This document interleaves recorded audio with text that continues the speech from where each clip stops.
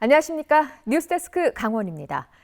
2018 평창 동계올림픽이 성공리에 막을 내린 지 벌써 6년이 지났습니다. 하지만 강원도에 남아있는 올림픽 경기장 시설들은 운영비가 수익보다 더 들어가는 적자 상태가 계속되고 있는데요. 강원도의회가 올림픽 유산시설을 국가가 관리할 것을 촉구하고 나섰습니다. 윤하은 기자가 보도합니다. 강원도에 남아있는 2018 평창 동계올림픽의 대표 유산시설인 평창 슬라이딩 센터와 강릉 하키센터, 스피드 스케이팅 경기장. 올림픽 이후 이 세 개 경기장 시설을 강원도 개발공사를 통해 유지 관리하는 데만 연간 50억 원가량이 듭니다. 반면 시설 사용료, 대관료 등으로 벌어들이는 수익은 10억 원가량에 불과합니다. 매년 40억씩 적자입니다. 강원도민의 세금이 이를 메우는 데 쓰이고 있습니다.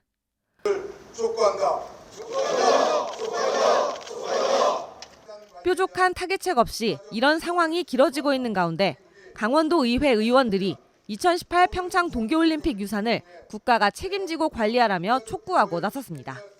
1988년 서울올림픽 경기장과 시설 등은 국민체육진흥법에 따라 국민체육진흥공단을 통해 국가가 직접 관리하면서 체육, 문화, 역사가 어우러진 종합공원으로 발전했지만 평창 동계올림픽 유산들은 지역의 부담거리로 전락하고 있다는 겁니다. 강원도민의 축제로 치러진 것이 아니라 대한민국과 세계적인 축제로 치러졌는데 재정 자립도든가 도세로 봤을 때 계속적으로 관리하기에는 어려움이 있으니 국가가 관리하는 것이 바람직하다 이렇게 생각합니다. 무엇보다 중요한 건 2018 평창 기념재단의 역할이라는 지적도 있습니다. 2018 평창 기념재단은 동계올림픽 이후 대회 잉여금의 80%를 출연해 설립됐는데 당시 문체부, 강원도, 기재부, 조직위는 재단이 올림픽 유산 계승 사업을 추진하고 올림픽 경기장 3곳에 대한 관리 운영 또는 재정 지원을 목적 사업으로 진행하기로 합의했습니다. 유산 시설을 활용한 행사성 사업은 계속 이어지고 있지만 세계 경기장 위탁 운영 등 핵심 내용은 이행되지 않고 있습니다. 문체부와 기재부도 국가적 행사가 치러진 다른 지역과의 형평성 등을 이유로 경기장 시설의 국가 관리에 난색을 표하고 있는 상황. 성공적으로 치른 올림픽이자 남북한 평화의 장으로 기억되고 있는 2018 평창 동계올림픽의 이면이 씁쓸함을 자아내고 있습니다. MBC 뉴스 윤하은입니다. 최근 강릉 지역 바닷가 관광지 인근에 골재 채취장이 잇따라 들어서면서 주민들이 반발하고 있습니다. 강릉시는 허가 과정에 문제가 없었다는 입장입니다. 김인성 기자의 보도입니다. 대형 리조트 공사 현장과 길 하나 차이로 맞닿아 있는 곳에서 중장비들이 동원돼 땅을 파고 있습니다. 바로 옆에 배추밭이 있는 대규모 농경지인 이곳은 최근 강릉시가 한 업체에 내년 4월 말까지 허가를 내줘 골재 채취가 이루어지고 있습니다. 그런데 주민들은 배추밭 바로 옆에서 골재를 채취하면 농사를 망칠 수밖에 없다며 반대하고 있습니다. 일방적으로 이렇게 모래 채취나 등등 주는 바람에 우리 농민단체에 피해도 있을 뿐만 아니라 주변에 관광지다 보니까 이 현장으로부터 300m쯤 떨어져 있는 강릉시 강문동의 한 배추밭. 강릉고등학교와 바닷가 호텔 사이에서도 내년 초부터 8월 말까지 골재 채취가 이뤄질 예정입니다. 인근 상인들은 분진과 소음 등이 우려된다며 반대하고 있습니다. 많은 분진과 또한 대형 덤프트럭이 다니면서 교통사고도 우려되고 어떻게 이런 자연지역에 그런 골재 채취장이 들어온지 도저히 이해가 안 가고.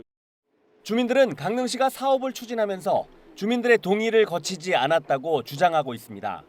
하지만 강릉시는 주민 동의는 의무사항이 아닌데다 모든 주민들의 동의를 얻기 어려운 게 현실이라고 말합니다. 주민 동의 사항은 사업 진행에 불편이 있기 때문에 동의를 구하는 거지 법적인 의무 사항은 아니에요. 또 여러 관련법을 통해 세륜시설과 펜스, 방진망 설치를 조건으로 허가가 나갔다며 앞으로 관련 규정을 잘 지키는지 관리하겠다고 설명했습니다. 비산먼지나 소음에 대한 부분들이 최소한의 기준들이 법적으로 정리되어 있기 때문에 저희가 계속 점검하고 관리하고 그렇게 이제 진행하고 있습니다. 진행할 겁니다. 강풍이 자주 부는 동해안 특성상 대형 관광지 인근에 있는 골재 채취 현장에서 비산먼지 피해가 발생하는 것을 막기 위해 당국의 철저한 관리 감독이 필요해 보입니다. MBC 뉴스 김인성입니다.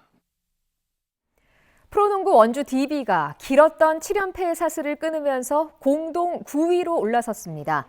DB는 오늘 원주 종합체육관에서 창원 LG를 상대로 한 홈 경기에서 29점, 8리바운드를 기록한 오누아쿠와 15점, 16리바운드로 더블더블을 기록한 강상재의 활약에 힘입어 최종 스코어 73대 51로 개막전 이후 첫 승리를 거뒀습니다.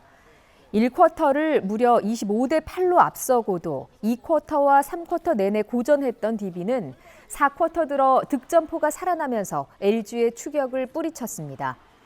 1라운드 마지막 경기를 승리로 마친 DB는 모레 홈에서 서울 SK를 상대로 반등에 나섭니다. K리그 1부 강원FC가 수원FC에 0대 4로 크게 패하면서 리그 순위가 3위로 떨어졌습니다. 하나은행 K리그 1부 파이널 라운드의 네 번째 경기를 치른 강원은 이번 라운드에서 승점 3점을 보탠 김천의 리그 2위 자리를 빼앗겼습니다. 이에 따라 오는 23일 강릉 홈에서 포항과 맞붙는 강원은 리그 마지막 경기에서 반드시 승리하고 김천은 지거나 비겨야 리그 준우승을 차지할 수 있습니다.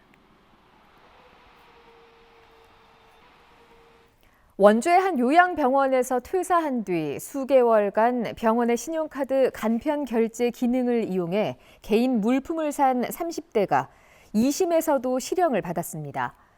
춘천지법 형사 2부는 지난 2022년 8월부터 이듬해 1월까지 이미 퇴사한 병원 신용카드로 여행용 가방과 캠핑용품 등 3천만 원 상당의 물품을 구매한 34살 홍모 씨에게 원심과 같은 징역 4개월을 선고했습니다. 홍 씨는 재직 당시 병원 물품 구매를 위해 신용카드 간편 결제를 설정해뒀다는 점을 이용해 범행을 저질렀습니다. 춘천시 의암호 붕어섬에서 대마를 재배하고 지인들과 나누어 핀 일당 5명이 무더기로 적발됐습니다. 경기도 남양주 남부경찰서는 2022년부터 지난해 초까지 춘천시 의암호 붕어섬 태양광시설 인근 숲풀에서 대마를 재배해 동네 주민 등 지인들과 나누어 피운 50대와 대마와 필로폰 투약자 등 3명을 검찰에 구속 송치했습니다. 또 붕어섬을 재배 장소로 추천하고 재배 사실을 묵인한 60대 섬 관리자와 또 다른 필로폰 투약자 등 2명을 불구속 송치했습니다. 경찰은 이들 춘천 주거지에서 대마 318g과 주사기 20개 등을 압수했습니다. 지난달 강원도의 평균 기온이 역대 3위를 기록했습니다. 강원지방기상청이 발표한 월간 기후정보에 따르면 10월 강원도의 평균 기온은 14.1도로 12.4도인 평년 기온보다 1.7도 높았습니다. 설악산은 평년보다 6일이 늦은 지난달 4일부터 단풍이 들기 시작해 29일에 절정에 달하기도 했습니다. 기상청은 평년보다 발달한 고기압의 영향으로 날씨가 따뜻했던 것으로 보고 있습니다. 강원도 교통 약자를 위한 저상버스 보급률은 전국 평균보다 소폭 높지만 배차 간격이 긴 것으로 확인됐습니다. 국토교통부에 따르면 지난해 강원도 저상버스 보급률은 41.9%로 전국 평균 38.9%보다 3%포인트 높았습니다. 반면 저상버스 배차 간격은 58.2분으로 전국 평균 26.4분보다 2배 이상 길었고 울산, 제주, 충남, 경북에 이어서 5번째로 배차 간격이 길었습니다. 뉴스데스크 강론을 마칩니다. 고맙습니다.